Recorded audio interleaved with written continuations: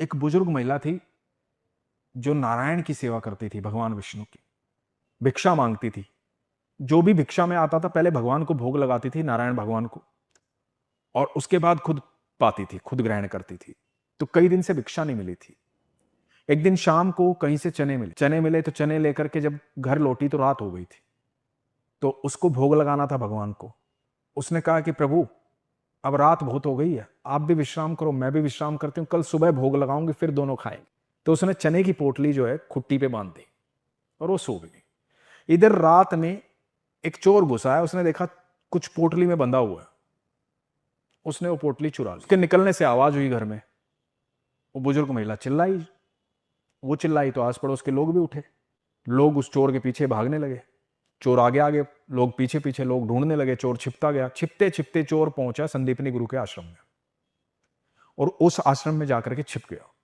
अब लोग बाहर ढूंढ रहे हैं, आवाजें आ रही हैं। चोर घबराया हुआ है। चोर ने सोचा कि ये जो पोटली है ना, ये मुझे फंसवा देगी, इस पोटली को यहीं छोड़ता हूं और निकलता हूं। चोर ने वो पोटली वहीं छोड़ दी, चोर निकल गया। अब लोग भी थोड़ी देर आवाजें दे करके चले गए।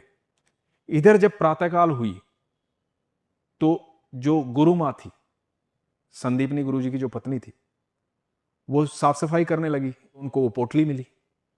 वो पोटली खोल के देखा तो उसमें चने थे। कि भाई चने कहां से आए यहां पे? तो बोले चलो कोई बात नहीं। तो इधर सुदामा और कृष्ण जो हैं वो लकड़ियां बीनने जंगल में जा रहे थे। तो गुरु मां ने कहा सुदामा को और कृष्ण को, सुनो, ये चने लेते जाओ, भूख लगे तो खा लेना। और वो चने सुदामा और कृष्ण को दे दिए। तो सुदामा ने वो पोटली ले ली। अब सुदामा और कृष्ण लकड़ियां बीनने का काम कर रहे थे अपने जंगल में। सुदामा के बारे में ये बहुत कम लोग जानते हैं। सुदामा त्रिकालदर्शी थे, भूत भविष्य वर्तमान सब जानते थे, इतने विद्वान थे वो। तो सुदामा के हाथ में जैसे ही पोटली आई ना, सुदामा को पता लगा कि ये पोटली जो है ये चोरी की है। और उन्होंने ध्यान किया तो उनको पता लगा कि जिस बुजुर्ग महिला की ये पोटली चोरी हुई थी, उसने श्राप दिया है कि जो भी वो प्रसाद, जो भी वो खाएगा, वो मुझसे भी ज्यादा दरिद्र हो जाएगा जीवन भर के लिए। अब सुदामा समझ गए कि ये चने जो हैं श्रापित है। तो सुदामा ने सारे चने खा लिए। अब भगवान ने बोला, ठाकुर जी बोले कि भाई भूख लगी है, चने कहाँ है?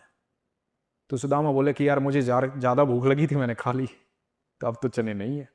क्योंकि सुदामा ने सोच लिया था कि यदि कृष्ण ने चने खा लिए तो ये तो अनंत ब्रह्मांड का रचयिता है, और अनंत ब्रह्मांड का रचयिता यदि दरिद्र हो गया तो ब्रह्मांड का क्या होगा, दुनिया का क्या होगा? तो ये बलिदान उसने बचपन में दे दिया था सर, अपनी मित्रता के लिए। इसीलिए जब समय आया ना, तो भगवान को उसका बलिदान याद था।